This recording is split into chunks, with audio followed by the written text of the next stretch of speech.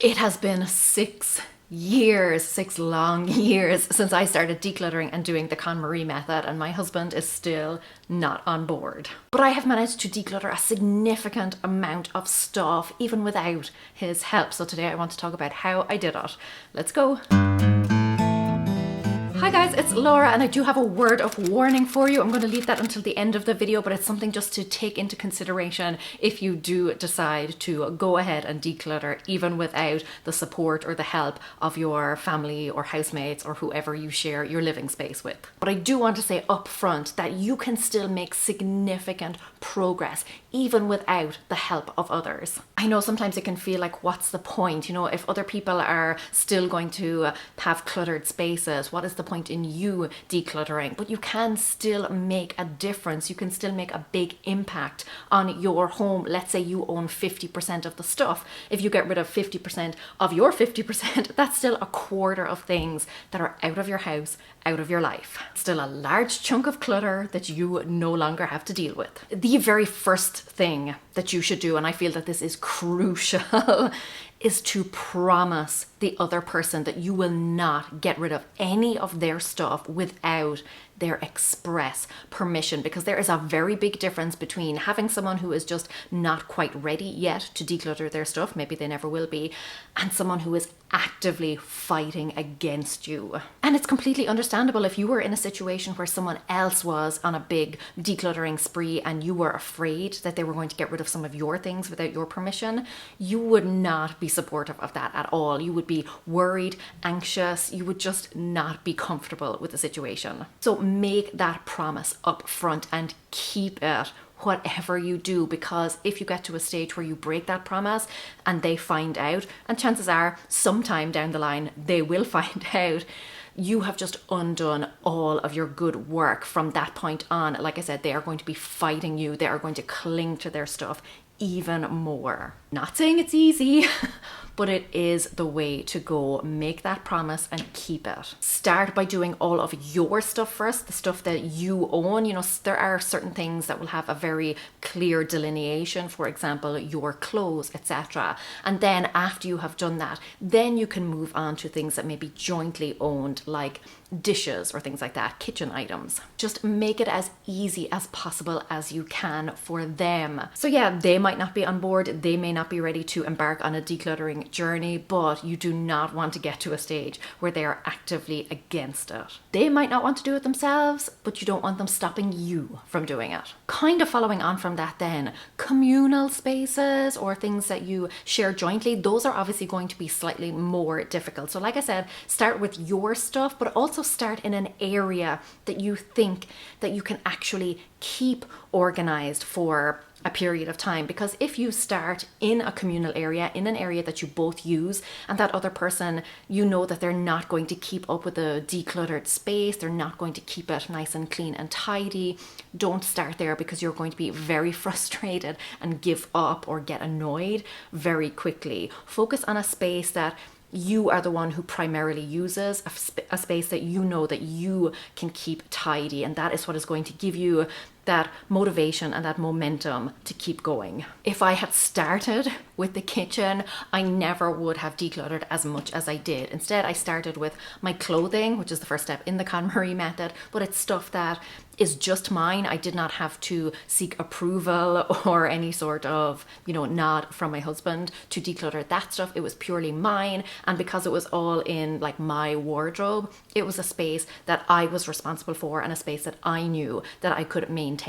So go for those spaces that you have more dominion over, and those are the spaces that you can actually keep decluttered and keep tidy. Before I move on, I want to remind you that I have a declutter workbook that is completely free for you. The link is in the description, but it takes you through lots of decluttering questions you can ask, general do's and don'ts, lots more. So like I said, link is in the description. You can grab your copy. This next one, again, it kind of follows on from the previous one, but that is to set very clear boundaries with the other person. So have a space, an area, a desk, whatever, a corner that is just for you, and guard that with your life. Be very clear that that is your space and it is not to be encroached upon. We are very lucky here in this house because we can have separate offices, but when we lived in Dublin, we had a very small space. So both of our offices were in the same room. It was just two desks right up against each other to essentially make one long desk. Now, I didn't use the office all that much. My husband primarily used it, but because my desk was all neat and tidy and decluttered and clear, when my husband got busy and had a lot of stuff, and he is a cluttery person, his stuff would start to migrate over onto my desk. And then the times when I did want to sit down and work, I would first have to clear his stuff out of the way. No, I put a stop to that very early on. I had to tell him that anything that was on my desk, anything that migrated across that dividing line, I was going to consider mine, and I would get rid of it. You know, maybe it sounds a little bit harsh, but at the time I was going through postnatal depression, and I was just really struggling, and I needed some space that was just to myself. Like when I went into the office, that was my time just for me. It was my time to be independent and be creative and just have some time and space just for me, away from responsibilities and young babies and all of that sort of stuff. So that was the hill that I planted a flag on. That was the hill that I was willing to die on. So choose your battles. If there is a space that is very important to you, and I think it's important to everyone to have at least one space that they can call their own. So figure out what that space is and plant your flag. Make it very clear that there is a boundary and it is not to be crossed. There are lots of other areas in your home where you're just going to have to make some sacrifices. You're going to have to negotiate and essentially let a lot of other stuff go. But pick your one space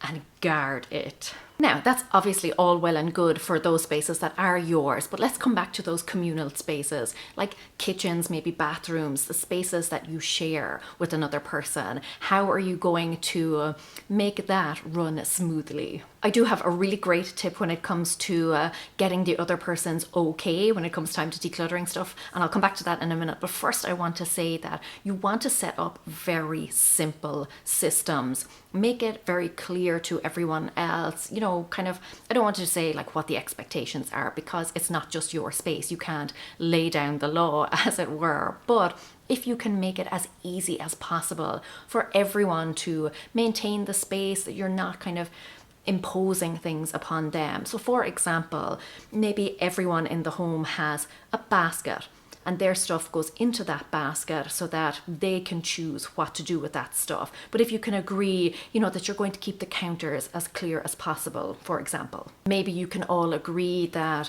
you know, for 5 or 10 minutes after dinner, you're all going to spend some time just, you know, putting away the dishes and tidying up. So think long term about how you can maintain that space in a way that does not make the other person feel put upon. Just put a very, very simple system in place that is going to help everyone to keep that space decluttered after you have done all the hard work. Okay, so let's talk about actually decluttering communal spaces and items that are jointly owned. The best way that I have found to do this is what is going to get the most buy-in. This is what is going to allow you to declutter the most amount of stuff without causing any friction or butting any heads. But that is to take a picture and text it to the person. Let me explain why this works so well. Okay, there are 3 main reasons. The first is that when you are the one doing all of the hard work, when you have pulled everything out and gone through everything, it's really easy then for the other person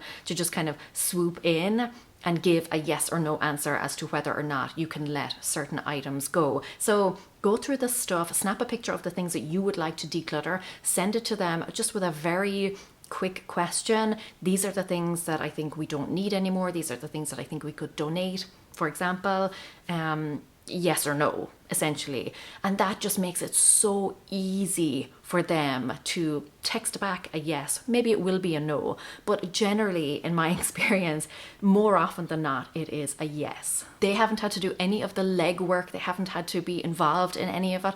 All they need to do is kind of give their thumbs up or give their seal of approval to actually getting that stuff out of the home. And again, they don't have any responsibility for actually removing it. So it's just much easier for them to approve. And you would be the same if there was a job that you hated doing and someone else did it and they just texted you and said, is this job okay? It would be so much easier for you to say, yeah, that's great, go ahead there, rather than them having to get involved. The second way it's really helpful is because when they're not in the space, when they're not in the room, they're not forming emotional attachments to things. It's very easy when you're with something and you're holding it and someone else is saying, let's get rid of this thing. It's very easy to think, no, I want this thing. So by physically removing them from the space, well, not actually literally physically removing them from the space, but from them not being physically present in the room while you are decluttering, it removes that kind of emotional attachment that they have to things. There is that separation between them, so it's much easier for them to be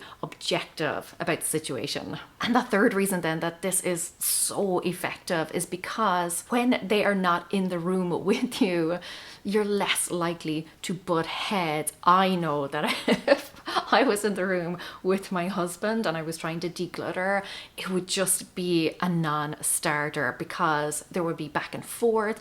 Then we'd start like snipping at each other and getting frustrated at each other, and it would just not end well. Whereas when he is at work or something, or he's out of the home or even just out of the space that I'm decluttering, and I can just text him a picture, I can keep it very formal, very professional, and just say, are you okay for me to let go of this thing? And again, he can just give a quick yes or no, and I don't get into any arguments or anything like that. I just accept his answer. Again, going back to that thing where I promised him that I would never declutter any of his stuff or even joint stuff without his express permission. So by texting those pictures, you are just making the process so much simpler for them. They don't have to, do any of the hard work. It's very easy for them to just text back a quick yes or no. Removes a lot of friction. Trust me, you will get a lot more yeses through a text message than you will if the person is there with you. That has been my secret to how I have been able to declutter so much of our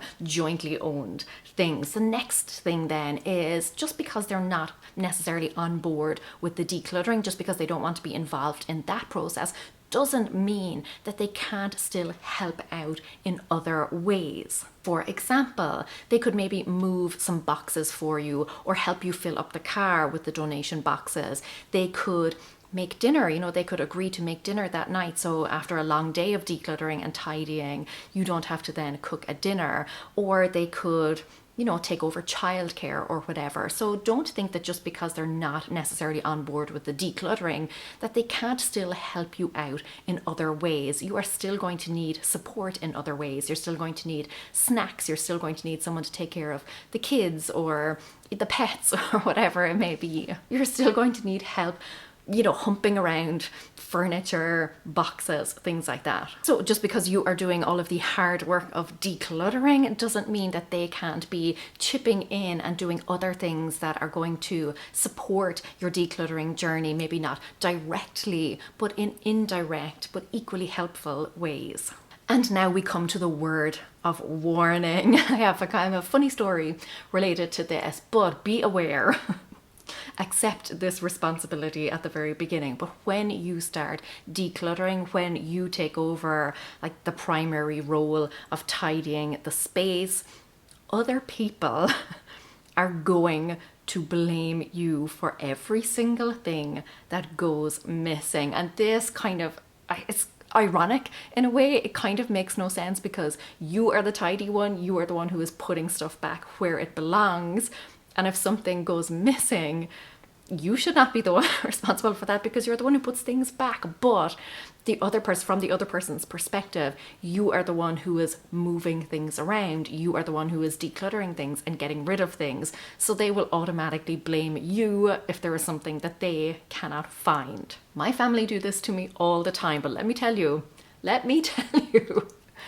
My husband recently lost a set of car keys. They were the spare keys for my car. So nothing really hinged on it. I still had my set of keys. The car still worked. He still had his set of keys for his car. But he could not find the spare set for my car. He blamed me because I am the one who tidies and puts things away. So he said that I had obviously moved them, and I made the argument, why would I move them from the place where we keep the keys? Like, all of our other keys are there and our wallets. That's where we drop our stuff when we come in. That is where I would put that stuff. He was having none of it. But let me tell you, YouTube saved me, because I was able to go back to the video where I had decluttered that particular drawer, and I was able to see from the after footage that yes, those keys were in that spot after I had decluttered that space, because he reckoned that I had moved them while I was decluttering it. No, I had the proof. I came with receipts. So I am a big proponent of taking before and after pictures, generally just to see your progress and to see how far you've come. But it can also come in so handy in these situations, because you can say, no, after I tidied, the stuff was still there. So you obviously came along after that and moved them yourself. But yes, you will get a lot of that if you are the person who is more tidy. Chances are the other person is going to start blaming you for things, and sometimes there's just nothing you can do about that. It sucks, but just gather your evidence as you go. If you have any questions about this topic, or if you have a funny story, please leave it in the comments. Also remember to download your free declutter workbook, and I will see you in the next video. Go raibh, míle maith agaibh. Agus feicimid mé sibh siglua. Slán!